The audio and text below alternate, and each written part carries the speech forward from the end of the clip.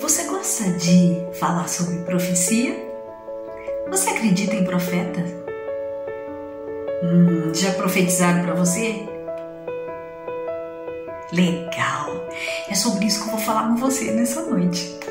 À luz das Escrituras. Se isso te interessa, então fica aqui comigo até o final. E você vai ver como Deus responde todas as nossas questões também sobre esse assunto. Meu nome é Daisy, você está no canal da Comunidade Evangélica. Seja bem-vindo!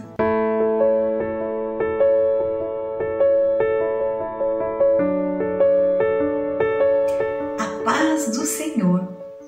Seja bem-vindo, seja bem-vinda mais uma vez no nosso canal. Obrigada por estar aqui conosco. E é um prazer poder compartilhar mais uma palavra aqui com você. Hoje, como eu anunciei para você, nós vamos falar sobre profecia.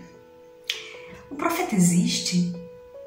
Já existiu, não é verdade? Nós vemos relatos na palavra de Deus, quantos profetas abençoados foram usados na obra do Senhor para levar as mensagens de Deus, para alertar o povo, para alertar os reis, não é verdade?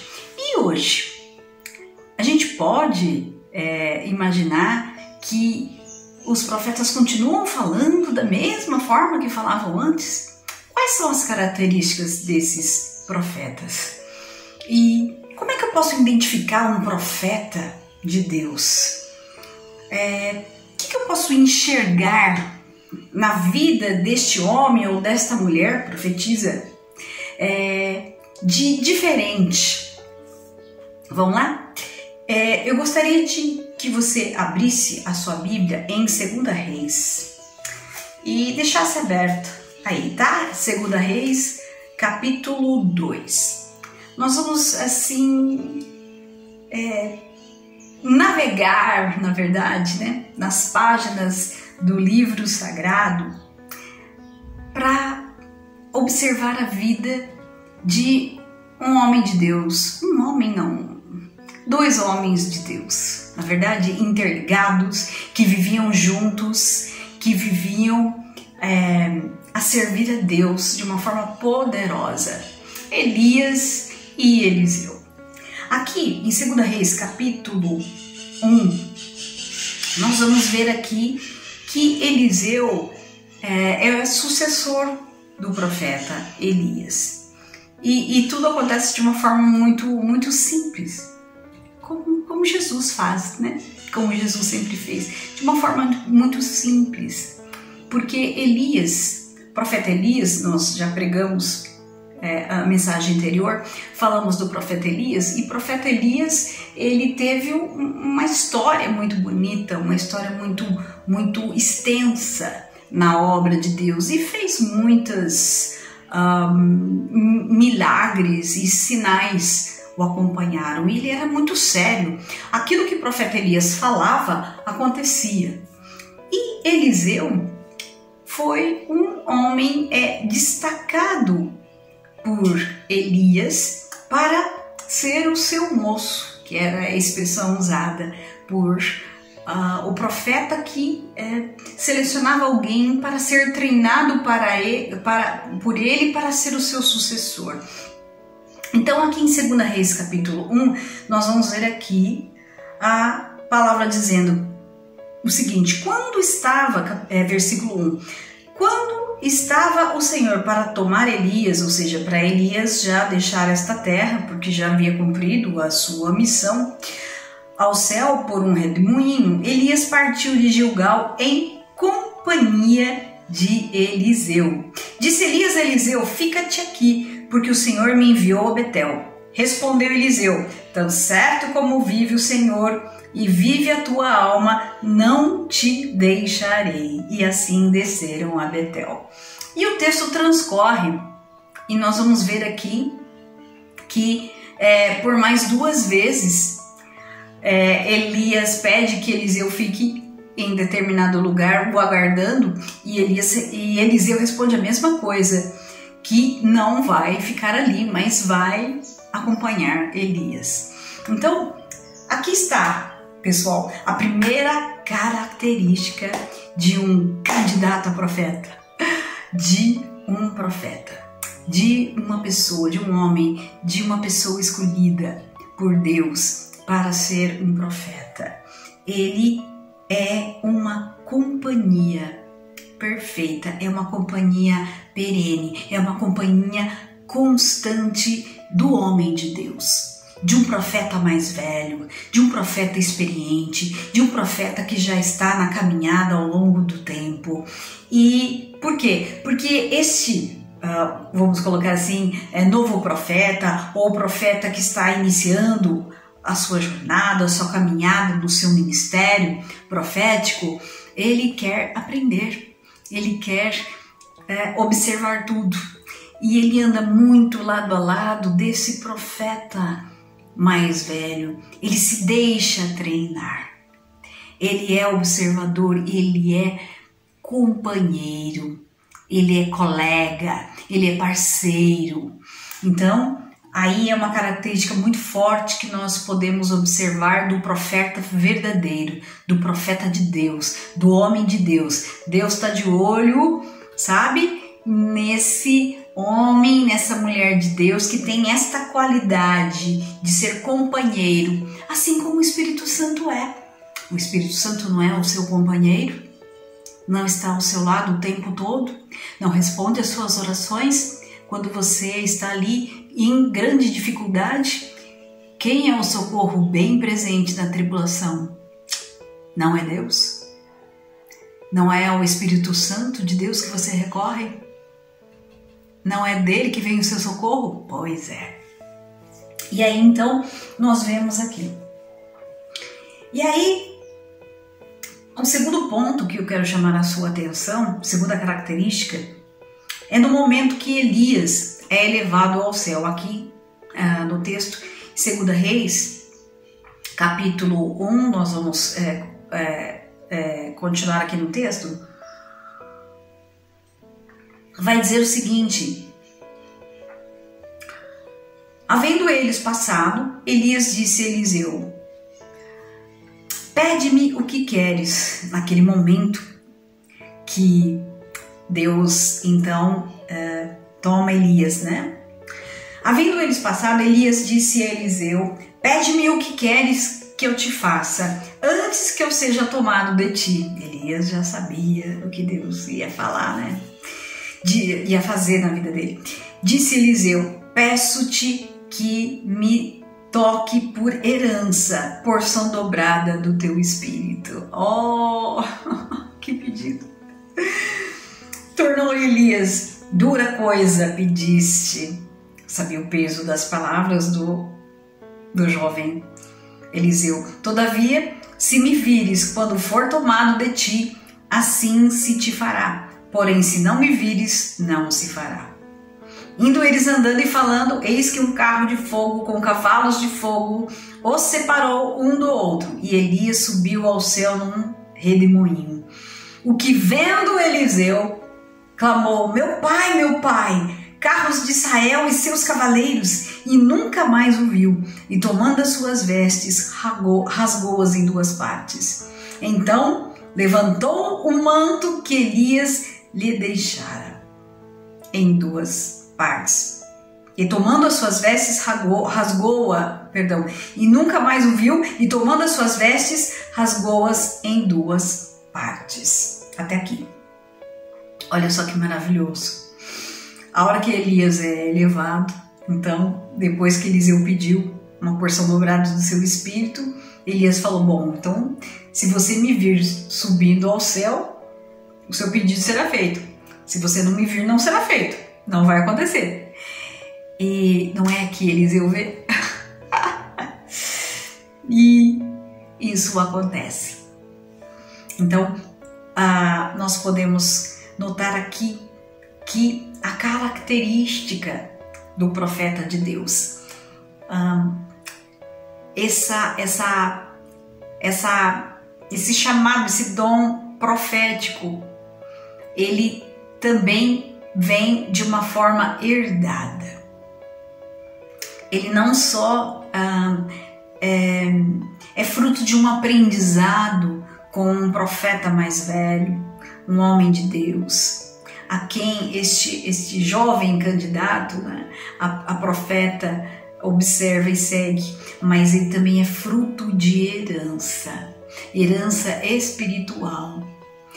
Sabe? Quando aquele profeta mais velho impõe as suas mãos e abençoa e transfere a sua unção, Moisés também orou transferindo a sua unção, passou a sua tarefa, né, para Josué dar continuidade, levando o povo de Israel até Canaã, porque ele não entrou, ele só viu de longe a terra prometida, e Josué então dali para frente assume o chamado de Moisés, sendo assim então o seu sucessor. Aqui nós vemos Elias fazendo o mesmo com Eliseu, né?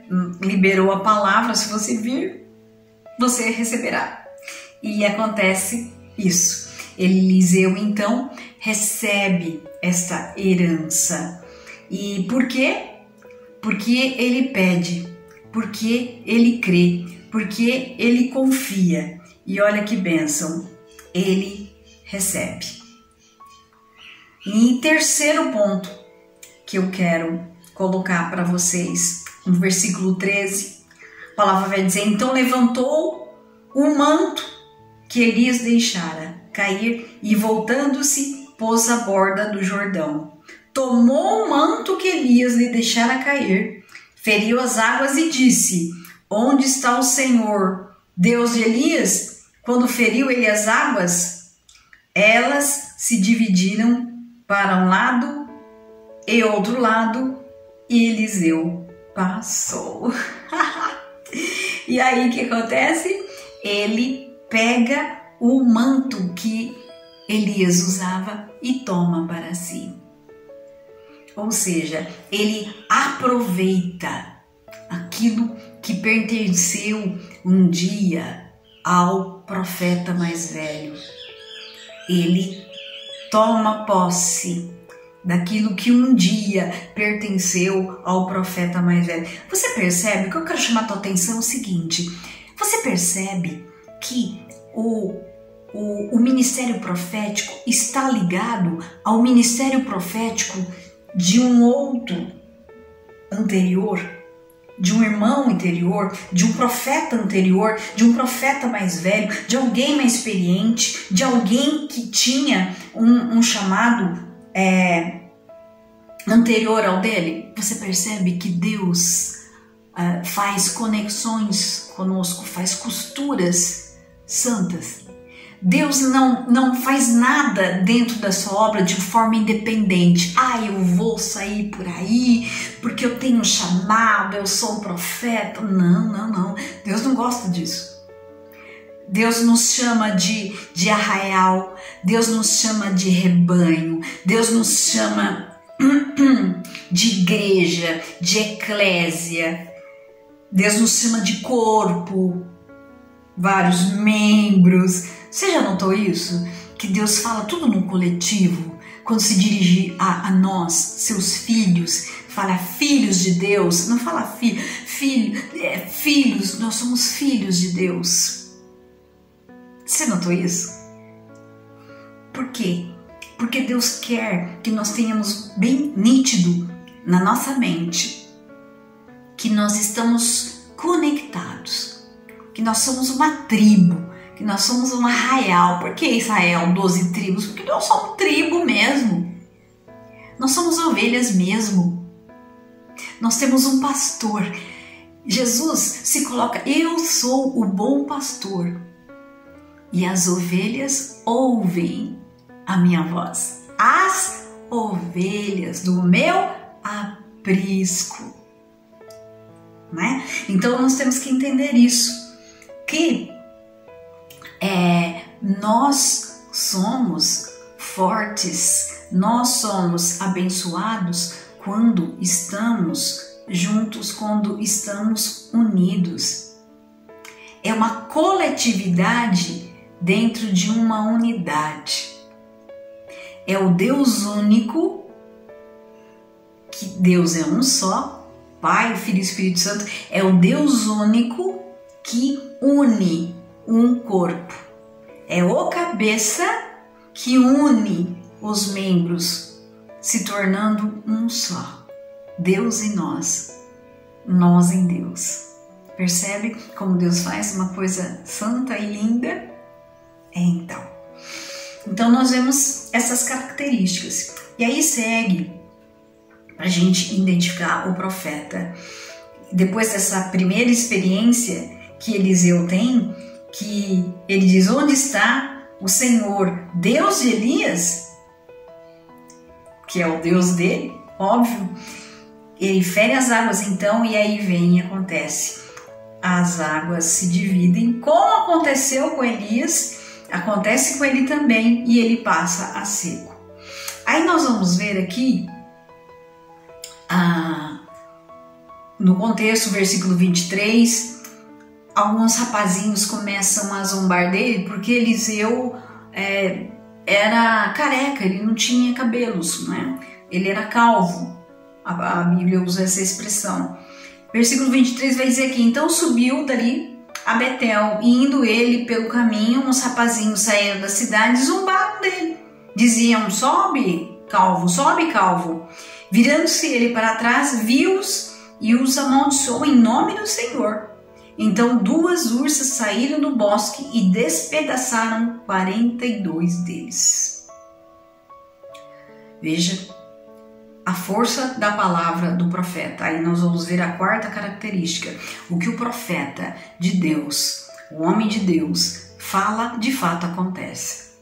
Não tem essa, então, eu falei, mas não aconteceu porque a sua fé não foi suficiente. Eu profetizei, mas te faltou a fé. Faltou a fé lá do seu pai, do seu familiar. Não tem nada com fé não, filho. Não, o que o profeta de Deus, o profeta ungido, o profeta que falou em nome do Senhor, o profeta que falou de fato o que deveria ser dito em nome de Deus, acontece e acabou. Então essa é uma característica muito forte que havia nos profetas do passado e que existe nos profetas de hoje, independente daquilo que ele vá dizer. Por isso que nós temos que fazer prova, de fato, daquilo que é dito para nós, né? Quer saber se de fato o que foi dito veio de Deus? Aguarde, espere acontecer. Se acontecer, de fato, quem falou é um profeta de Deus. Se não acontecer... Bem, seguindo aqui, nós vamos ver no capítulo 3 que Mesá, que é o rei de Moabe, ele pagava impostos para Israel. O rei de Israel. Só que o rei de Israel morre. Então assume outro rei.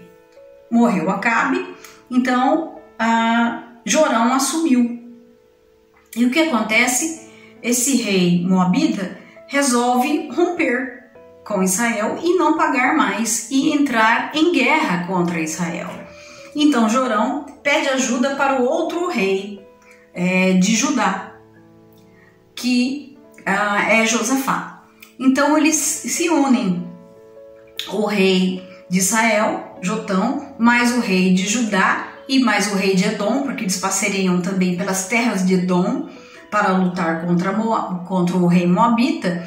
Se unem então esses 3 reis para defenderem então Israel. E o que acontece? Josafá então, que eu imagino que o mais espiritual deles, fala: não, mas vamos consultar ao Senhor, que era um hábito de Josafá. Vamos então consultar ao Senhor para ver se vamos vencer esta batalha. E aí, venham comigo aqui, versículo 11 do capítulo 3. Perguntou, porém, Josafá: Não há aqui algum profeta do Senhor para que consultemos o Senhor por ele? Respondeu um dos servos de Israel: aqui está Eliseu, filho de Safate, que deitava água sobre as mãos de Eliseu. Mais uma característica aqui, que é a quarta. Quer saber se um profeta de hoje é profeta verdadeiro? Observa se ele deita água nas mãos do profeta mais velho, do outro profeta, do profeta que o treinou, do profeta que o acolheu. Deitar água aqui é no sentido de servi-lo, de respeitá-lo e de honrá-lo. Observe, esse é o profeta eleito, esse é o profeta que ama Deus. Esse é o profeta humilde, esse é o profeta que Deus gosta de trabalhar, esse é o profeta eleito por Deus para servi-lo, certo? E aqui nós vamos ver que essa característica é destacada aqui no texto, é destacada aqui na personalidade, no caráter do verdadeiro profeta. Então, vamos recapitular? É companheiro, número 1. 2. Ele pode herdar a característica de um profeta, ou seja, através da imposição de mãos, ele recebe a unção, porque nele é identificado esse chamado, porque foi treinado por um outro profeta experiente.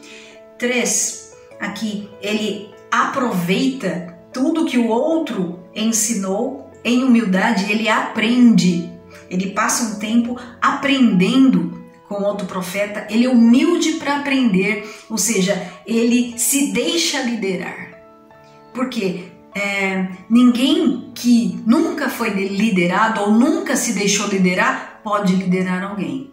Como eu posso ser um bom líder se eu nunca fui uma boa ovelha? Não é verdade? E aqui o quarto, ele serve.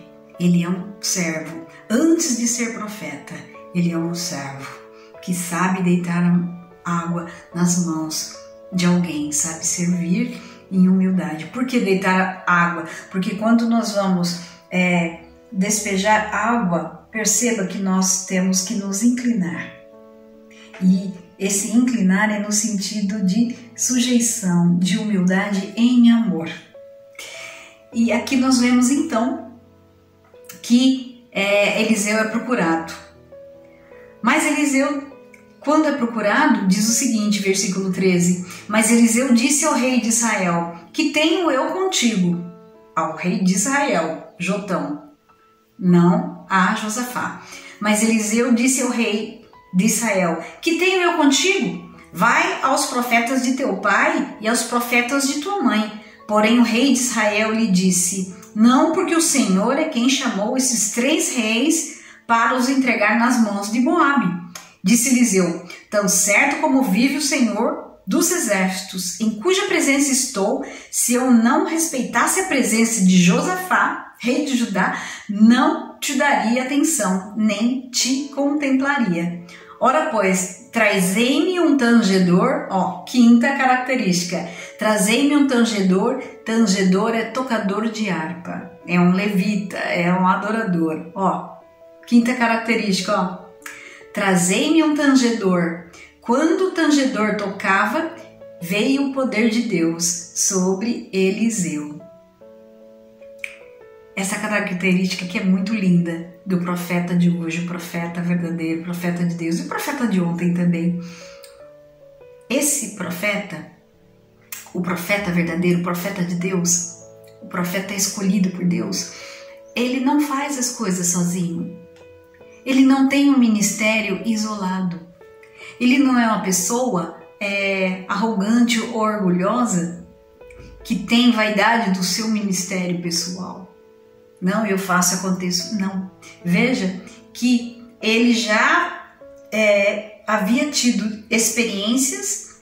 Veja que ele passou em seco quando clamou pelo Senhor, estava com o manto de Elias. Veja que ele também teve a experiência lá com as duas ursas e os garotos que o chamavam de calvo.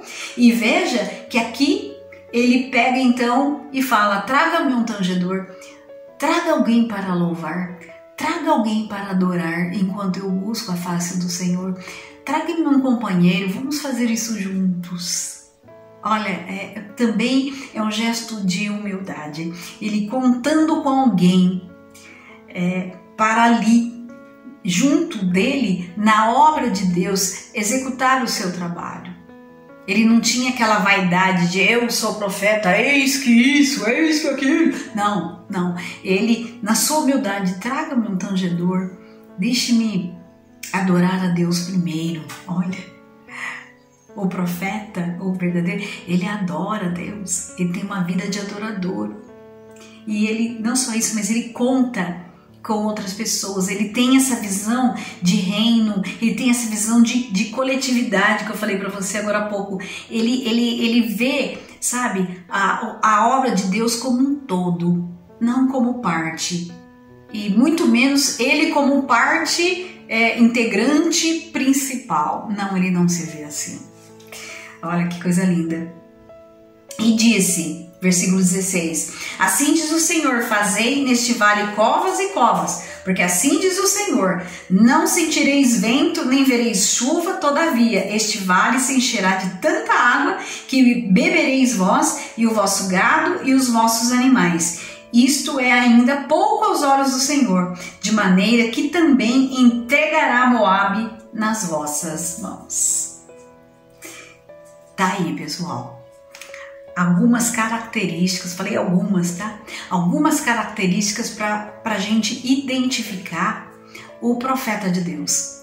As qualidades do profeta de Deus, o profeta verdadeiro, aquele que fala e acontece, aquele que sabe servir com humildade, aquele que acompanha o seu líder, aquele que acompanha, que é companheiro, que é colega, que é parceiro do profeta maior, do profeta que o lidera, do profeta que lhe ensina, aquele que não tem ciúme do profeta mais velho, daquele que é mais experiente, mas que aprende com ele, que conserva e que guarda com carinho e com muita honra aquilo que o profeta mais velho deixa para ele e usa com muito cuidado e muito zelo.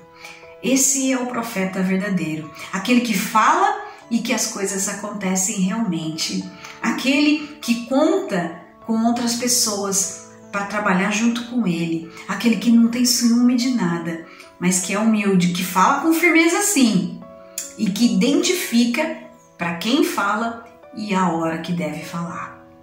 Amém?